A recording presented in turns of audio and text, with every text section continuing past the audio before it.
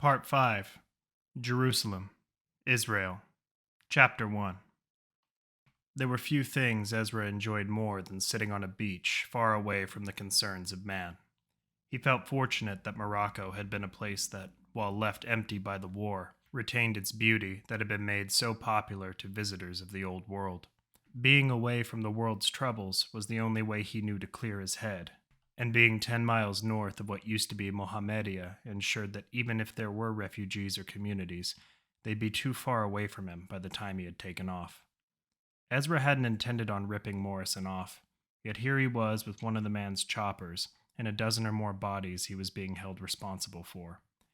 Anywhere he would travel would be off limits to him now. Morrison's stranglehold on the other nations ensured that. As a bounty hunter, this was unacceptable, even more so in that he had failed in his task to eliminate such easy marks, especially the big one who wielded a minigun. Then their leader, a man named Alexander, nearly beating him in combat, made him sick to his stomach. The thought that a refugee could stand with him blow for blow invaded his mind. Was he getting soft as he steadily approached his mid-30s? Ezra wiped that thought away from his mind. There were no greater soldiers in the world than the Israeli Defense Force, and though he had left them years before, it was only because he had become something greater. After the war, where his people saw only the potential for a lasting peace and the loss of various blood feuds in their neighbors, Ezra saw the potential in a rich life, still filled with the action of his old one. Peace was an illusion he didn't wish to be a part of, at least not until his later days. There were still men that needed gutting for money, parts of the world that needed investigating or stealth reconnaissance. Though only now, as the sands shifted and flew around him on this beach, did he realize that he was the one being investigated. Ezra lunged for his black helmet, then pulled out one of his scatter pistols. A hell chopper was upon him, landing right beside his own. He quickly rushed for his hatch, but it was already too late. The ramp of the unmarked bird descended with a crash into the sand. The bounty hunter held his weapon up, waiting for the small storm to dissipate. When it did, a man, perhaps 6'3", meandered down. There was a large blade holstered at his side, and a rifle slung across his back. "Nothing to be afraid of, Ezra. Come out and let's talk a bit, eh?" the man called out. Ezra did not bother to remove his helmet or lower his scatter pistol. He recognized the man's accent, but the only Australians that had access to hell choppers were the Rangers. "Morrison has more pull than I thought." It was the only thought he could gather as he moved from behind the cover of his own bird. "What's a ranger want with the bounty hunter on vacation?" Ezra asked, voice muffled by the helmet. "Not a ranger, witless git. You're no longer on vacation. Morrison sent me here to help you finish your damn job." Ezra could smell a setup in Atlantic Ocean away, but his mind, working quickly, saw another opportunity out of his predicament. He lowered his pistol slowly and approached the large man. "And who am I speaking that brings me such a lucrative offer?" Ezra asked. The man stuck out his chest as much as possible, as if proud of his physical dominance. "Shay Vito, grab your tools and come aboard. We have much to discuss." Ezra's eyes didn't leave Vito as he walked aboard the larger man's bird. It bothered them that Morrison had been able to track him down with such ease, and though he was no expert on tracking equipment, it did not surprise him that the tyrant had invested in it in each of his birds. Another man had taken control of Ezra's hell chopper, presumably to bring it back to New Purgatory. There were few enough hell choppers left in the world, let alone the parts to build one. "You'll have to explain why the man sent another bounty hunter to capture the first. Doesn't he have more pressing issues on hand?" Ezra asked, shifting uncomfortably in his metal seat. "Bloody maniac seems to think I couldn't handle it myself." Ezra could tell Vito was fighting to stifle his pride. "And he said you were useful. Didn't want you to enjoy all that payoff without earning it first." Now he knew the bigger man was lying. There was a way he said "enjoy" that made his stomach twist. "So what's the plan then, and how does it involve me?" Ezra pressed. Vito let out a laugh that echoed in the chopper's tight space. Ezra wished Morrison would have sent a troop carrier instead of one of the assault birds. "An old acquaintance of mine from the Rangers is going to attempt to smear our employer's good name in front of the council." We're going to make sure she doesn't get the chance, and then we're going to use her to draw the rest of the Crusaders in," Vito explained. "It sounds a little simple for two bounty hunters, doesn't it?" Ezra replied arrogantly. "She's a slippery one. They even fooled Morrison himself for a time. You blame him for trying to cover the bases." Again, Vito's words sent a chill down Ezra's spine. He couldn't help but feel he was one of the bases Morrison wanted to cover after the Crusaders had been dealt with. "How do we do it?" Ezra asked. "Maury's given us a real-time tracker on her position. Seems my old colleague had a tracer on her, just like the one I had on you. Handy little technology, that. We follow her to where she lands and snag the bitch. The rest is simple. You cover me from a perfect kill zone, while I keep a gun on the bitch's head and make them lower their weapons. She's too damned important to that Newsom character to die now," Vito stated. "It sounds like you have it all figured out then. Why not use a team of shooters?" Ezra said with a shrug. "Because I don't want my goddamn head blown off by a bunch of fucking rookies, that's why.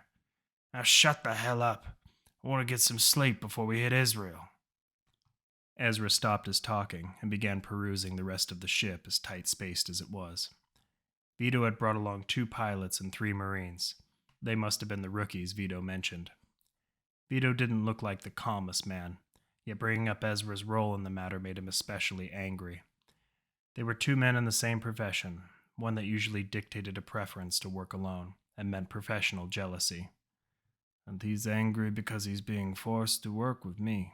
Perhaps Morrison did want an extra soldier of fortune to ensure the Crusaders' demise, but Ezra wasn't buying Vito's story for a minute.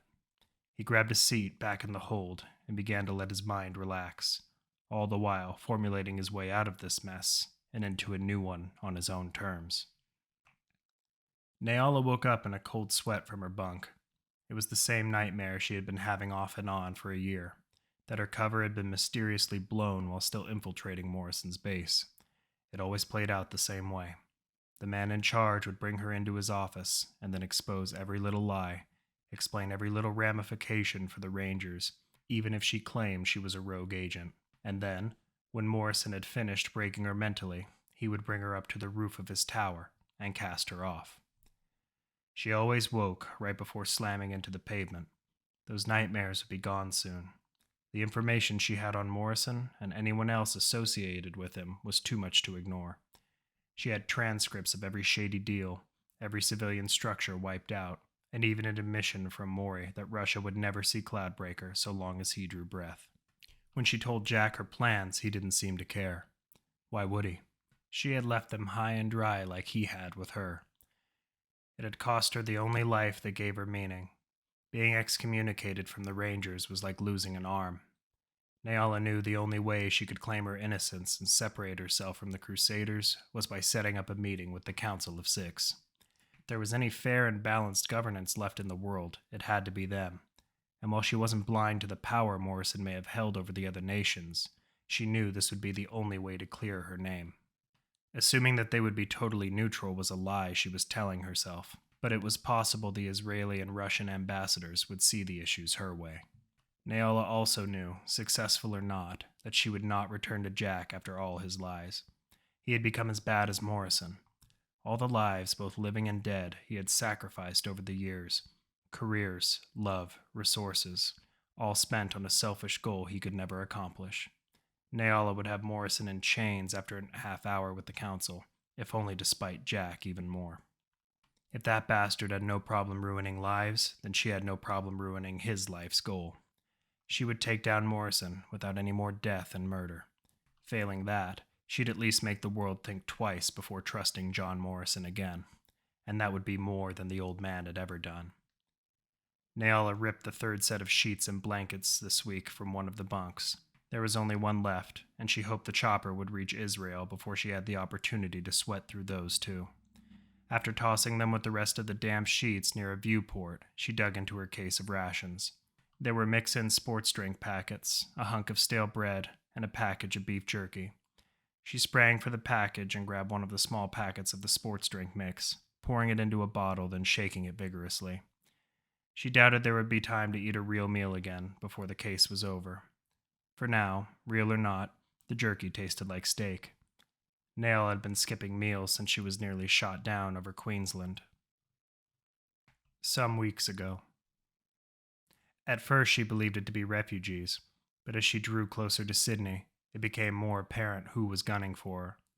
The Rangers barely made the point of hosting trials for traitors, so it was surprising to her when they opened a channel to speak with her and stopped firing AA guns from the surface. "Why have you come back?"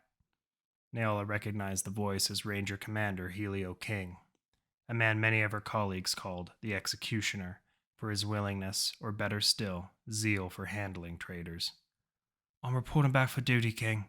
I have operations intel on what the You were supposed to return to Morrison's tower for more gathering of information. You realize the group you were aiding has now been labeled as a terrorist organization?" King asked. With those words, she realized she had been out of the loop for too long. Naola had wasted too much time with Brandon in Russia, and they knew it too. "If Kale didn't like you so much, you'd have been shot down before making it over our airspace, Hargraven," he continued, unfazed by her silence. "He's even going to let you keep the bird. Bit of a soft touch in my opinion, but there it is. By right of the Rangers, I formally declare you in exile through dereliction of duty, conspiracy to attack a leader of a nation in the Order of Six, and the divulgence of secrets to a known terrorist organization. You have 1 hour to vacate the country, unless you have a defense." Naola's body was tense. She could see Sydney less than a mile in the distance. Her home, the place she was raised. All of that being taken away because of stupid choices on her own part. Then she thought of all the items she owned she would never see again. Photos of her brothers, her parents, memorabilia that could never be replaced. She said nothing for a moment, then transferred a single file to Ranger Command, a report on all the evils John Morrison had committed over the past 10 years. "What the hell is this?" King came in over the radio. "Just my last mission report, Commander. Doctrina vim promovet." Naola cut communications and veered her bird off towards the ocean, knowing the last memories of her home with Sydney glaring at her in the bright morning horizon. Present day. Naola still had half a day's travel to Jerusalem as she overlooked the control panel in the cockpit. She hated leaving the controls to autopilot, but she had little choice. She had to get sleep, nightmare-ridden or not. Her fear was that the fusion cells would burn out and drop her like a rock into the desert sands of the Middle East. For a moment, she debated contacting Jack. Without any use to Jack, she might as well have been dead in his eyes. In the span of a month, she had lost not only her career, but also 2 men she had grown to love. Maybe she could get back her career, but that was a long shot. Without much sleep, it would make it that much harder. Naola triple-checked the autopilot before returning to her bunk and final set of clean sheets, intent on getting her 6. Talia had never seen so much open space while being in such a compact space at the same time. She was the newcomer to the team, but everyone was doing their best to make her feel welcome. She assumed it was out of fear of her abilities, or perhaps respect for what she could do for them. They were an interesting group of individuals forced to work and conglomerate together. It almost reminded her of being back in China at the beginning of her father's revolution. Her people had chosen to no longer be slaves, to not let an enemy dictate their path. They had become a family with a singular goal. The sand was endless. It reminded her of staring out at the Bohai Bay, though she was looking at endless dunes instead of polluted waves crashing into a destroyed shoreline. She felt more at peace here than at home, surrounded by the unfamiliar. She thought it must have been what her father felt when he began his fight, making a difference in the world. There were those in need, like her family in Tianjin, but there were also those who sought aid for a greater struggle, a greater challenge, one her own conscience wouldn't let her ignore. Part of that had been a willingness to understand what evil her mother had seen within the man the team had referred to as Morrison. Was he worse than the Chinese? Was he considered worse because of his inherent power over the world? In the end, she realized none of that mattered. This struggle was to determine her own strength and to uncover any answers about her mother's past that her father sought to hide. She turned from the viewport and looked about the cabin. The group seemed relaxed. Talia wondered if some of them even knew what their next destination was. Talia preferred to stay in the loop of information. The others only cared to know when they were to pick up their things and fight again. It was another strange divergence from her home, where even the slightest bit of news about the enemy hinged people's decisions to scavenge for food and weapons. From afar, she could see that the blonde, Layla, she believed her name was waving her over. The blonde was alone and sitting at a collection of empty chairs, no doubt meant for a group of soldiers. The group didn't operate how she imagined a real-world military would, but that was fine with her. Strict rules and regimens would have no doubt conflicted with her beliefs. Talia strode over to Layla and took a seat one over, giving them space. Yes? Talia asked, adjusting her sheathed blade so she could sit comfortably. Just came to see if you wanted to talk. You haven't said 2 words to anyone since you've come aboard, Layla said. Everyone seems to be avoiding my path. There are no words to be said to men and women who want to hear nothing, Talia replied. Layla considered that a moment. She had no real topic she wanted to converse, but she found Talia interesting. Why use a sword and not a gun? Layla asked, jumping to the first thing her mind could think. Talia gave her the smile of an adult looking down on a child for not knowing any better. I can use both proficiently, even at the same time if necessary. Yet I find something more personal in cutting evil down. It feels like true work, rather than having a machine perform the task for you. You don't believe someone who fights with a gun can be skilled in war? Layla pressed. How can they be? Talia replied. I rely on more than the cover I hide behind to stop my targets. Each enemy feels the vengeance that they are due, and I gain satisfaction from every kill. So it's not about being better, it's about satisfaction. How does that fit in with thou shalt not kill? Talia was surprised at her knowledge of the tenets the Lord had placed upon all. She had assumed she had fallen in with a crew of heretics. The ones I part with their lives are soulless creatures. If I can discern that with my own eyes, then there is no doubt God will as well. As Talia finished her sentence, she noticed a visual shift in Layla's comfort level. You're not saying your word is God's, are you? Layla asked after a few moments of silence. God writes his own word, Gaijin. I am merely his means of enforcing it. Talia replied as she studied Layla's shocked expression for a moment before continuing. I wouldn't expect one of the faithless to understand. Layla looked back at her and scowled. You know nothing about me, but you have reminded me of how pretentious the religious can be. Layla stood up. Maybe facing enemies that aren't 14 years old will remind you how human you are. Layla spat before turning on her heel and making towards Alex. Talia sat shocked. It had been rare that anyone was brave enough to talk back at her. As she sat in her chair alone, Talia began to ponder how many others she would encounter that would share in Layla's lack of fear. Haven't seen you move from this bench since we left China, Brandon said, hefting his .50 caliber rifle onto the workbench. Janet glanced across at the sniper, and then turned her eyes down to his massive gun. The exterior was lightly coated in rust. She wondered if it was the same he had used in that unsuccessful mission all those years ago. I hope you're not expecting me to clean this thing up, she said, diverting from his question. Not quite. If you have something that'll take the rust off, I can handle it myself, Brandon replied. Janet gave him a nod that made her black hair fall in front of her eyes, then crouched down to one of the drawers. Brandon studied her gun for a moment, the green-colored scope, its menacing polished black coat, and the extended dual clip that held double the ammo of any other assault rifle. Janet stood back and placed a spray bottle in front of him. Use a little bit, or you'll peel off the paint. Might not want to do it in a closed-off room either, Janet said. Brandon was still studying her rifle, though he heard every word. See something interesting, Duigu? She said, balling up one of her fists. Janet assumed he was checking out her figure. Your father was a brilliant man. Is that his old rifle? He asked. Good eye.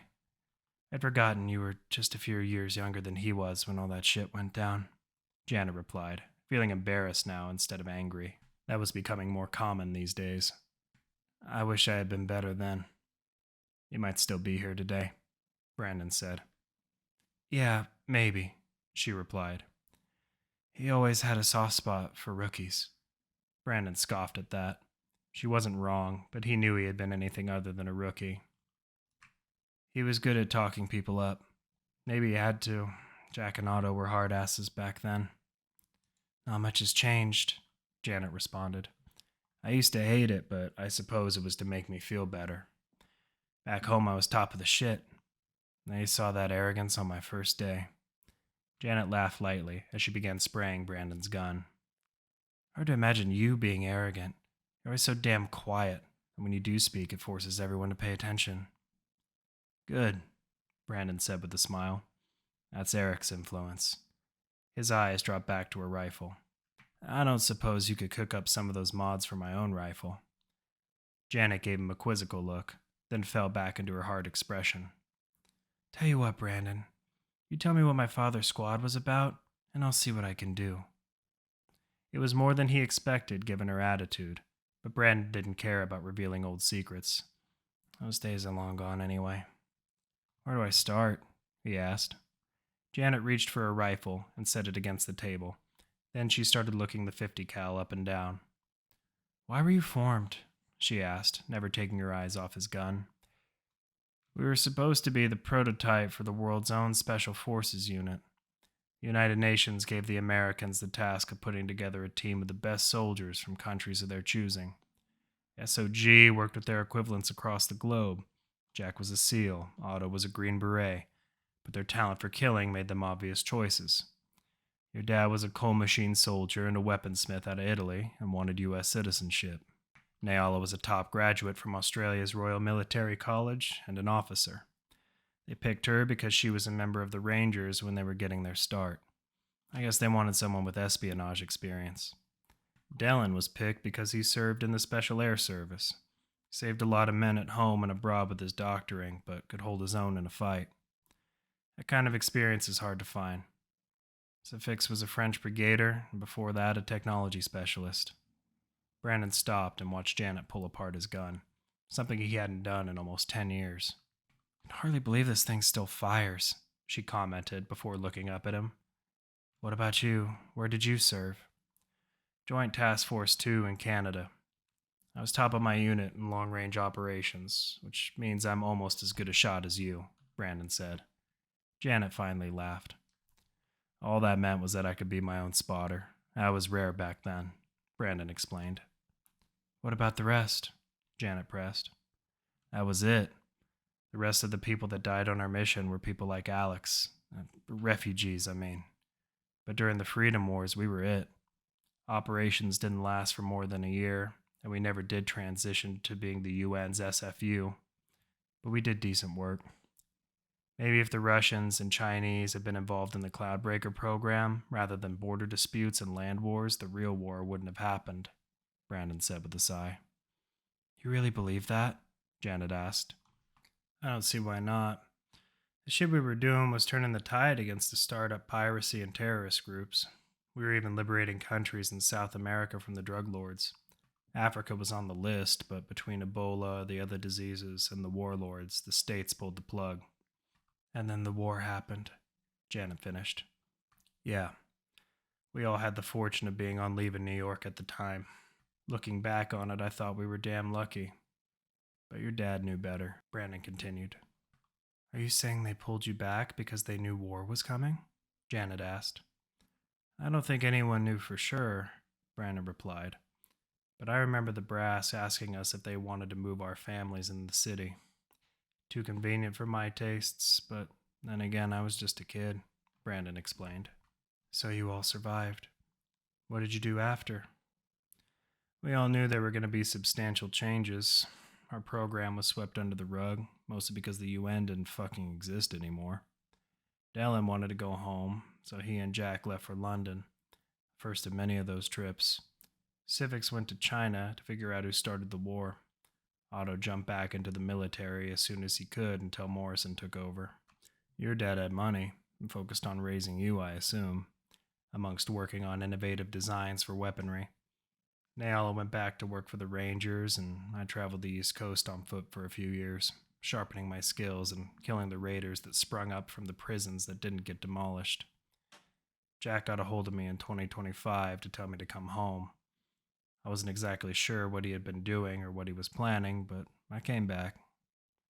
And then he told you about his work with Morrison, Janet continued for him. Yeah, I guess he thought the man wasn't bad those first few years. All that changed by 25, though. Jack saw something to change with Morrison even before his father died. We spent a year scouting and training, but it had been almost 9 years since we'd seriously fought together. Bringing in new soldiers, especially the untrained, killed us. We underestimated Morrison's military strength, and it cost us lives. Was it true that you were the one that screwed up? Janet asked.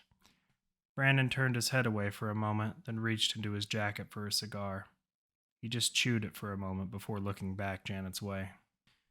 It's true my location got compromised by other snipers in a hell chopper.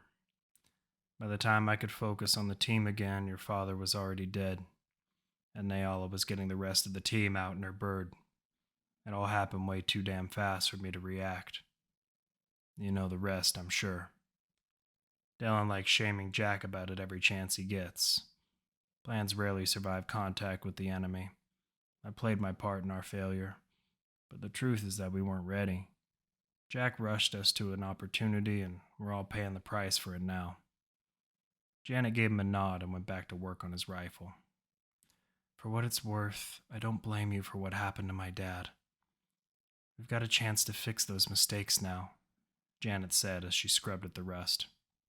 That's the plan, anyway, Brandon replied, reaching for his lighter and setting the cigar aflame. You don't sound confident, Janet said. That whole deal is what caused Blood Boil, not the death of Franklin Morrison. John was already cleaning out refugee camps. We just gave the man an excuse to give it a name. And now Maury's had 10 years to prepare for any more assassination attempts. I'm not saying we can't do this, but we need to hurt him a lot more. Cripple his operations, get him angry or at least distracted. That's an idea I can get behind. That makes it so no one can just step into his place after he's gone, Janet replied. Brandon gave her a smile. If the old man has his way, there'll be no throne for anyone to step into. Alex was flipping through his journal when he felt a familiar pair of arms wrap around his neck.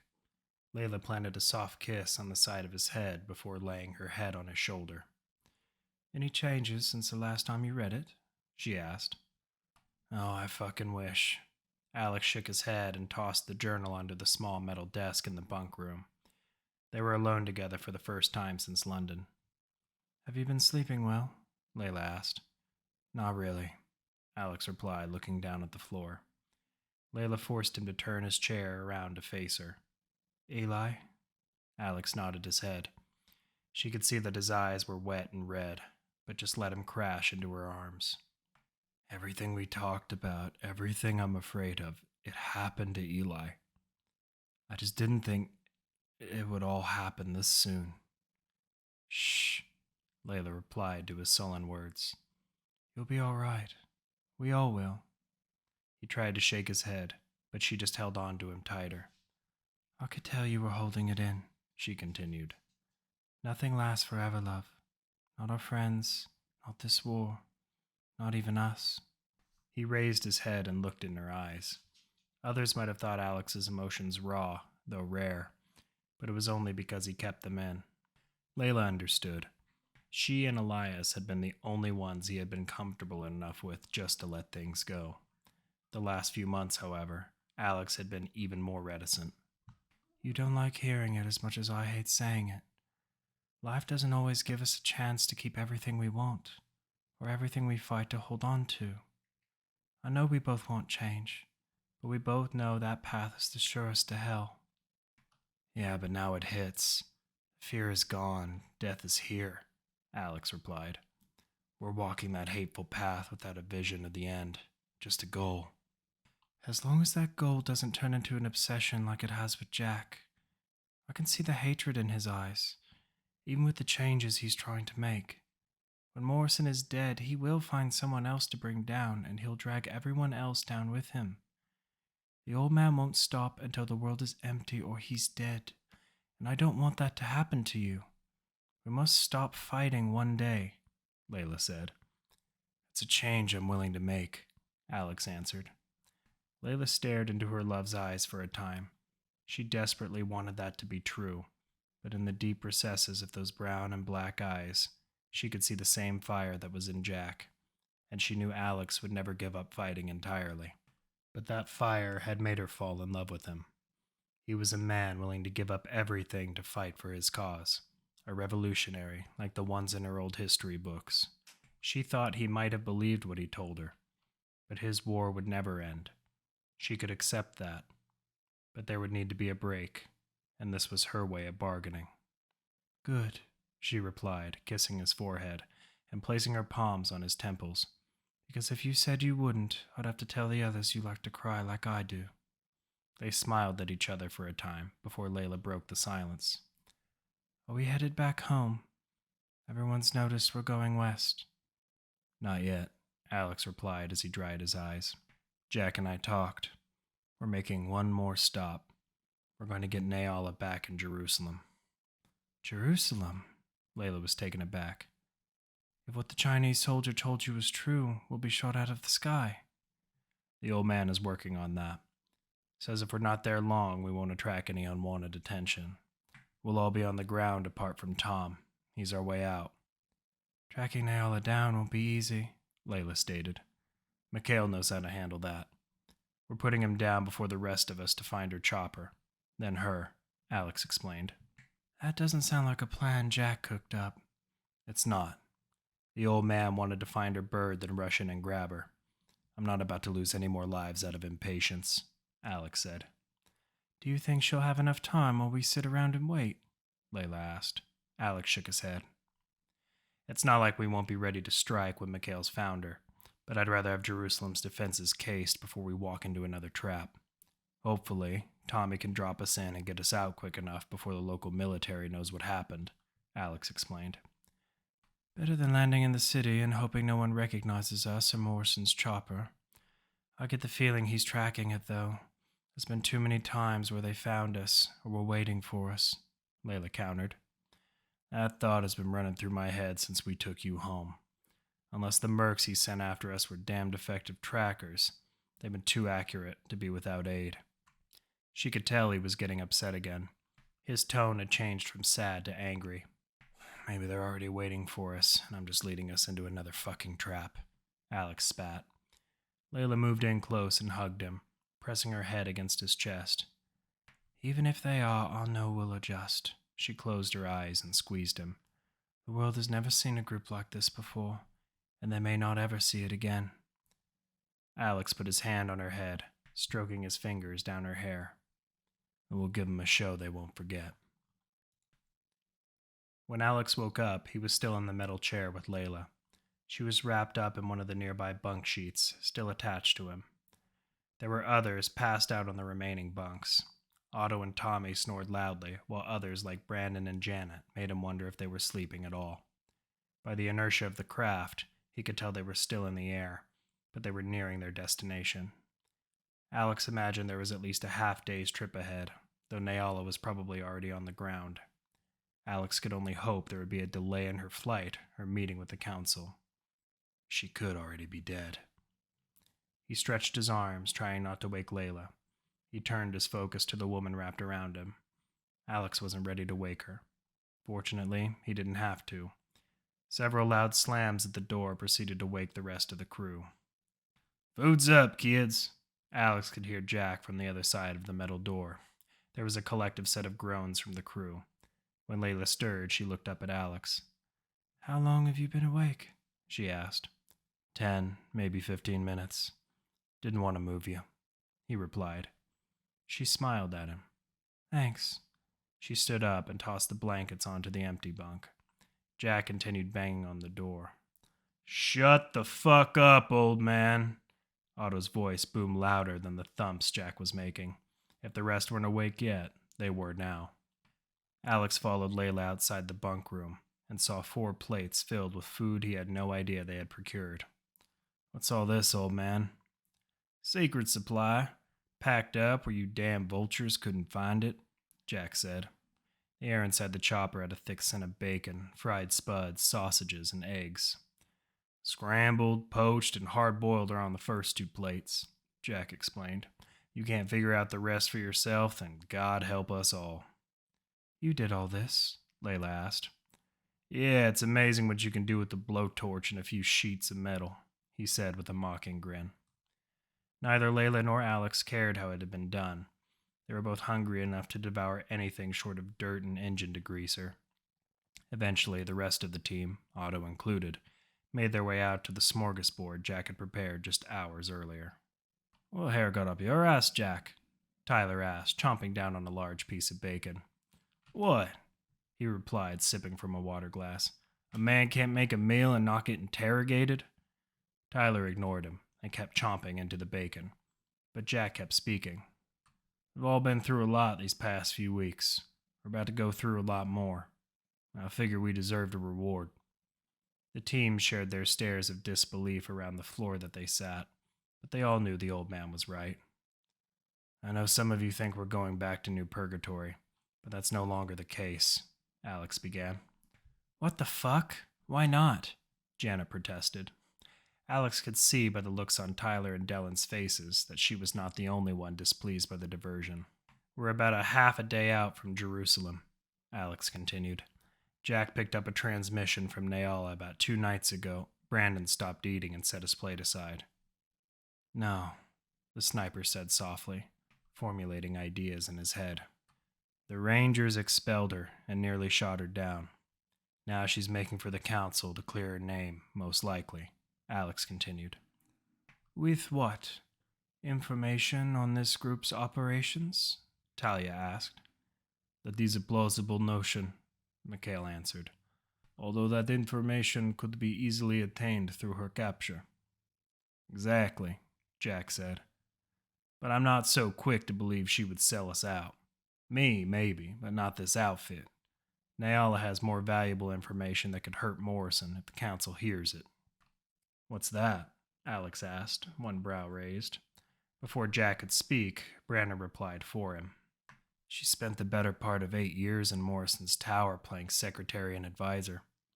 It was originally the Ranger's idea until Jack started using her as his own private mole, Brandon said with disgust. That's why the Rangers exiled her. That's why she's on the run now. Yeah, Jack said in a low, gruff tone. It's my fault she got burned, the old man said, shaking his head. You're a real son of a bitch, Brandon replied angrily, standing to face Jack. She'll die because of you. If it weren't for us, you wouldn't care. Not if we get there in time, the old man replied meekly. And not if we have a good plan. Yeah, coming from you, that's rich, Brandon shot back. Enough, Alex said. I have a plan that should work if we aren't tearing each other to shreds.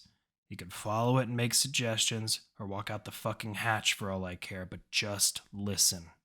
Brandon closed his mouth and sat back down away from his food. If he wants to pout, let him. Let's just get this on the table. Alex glanced over at the old man, who gave him a nod.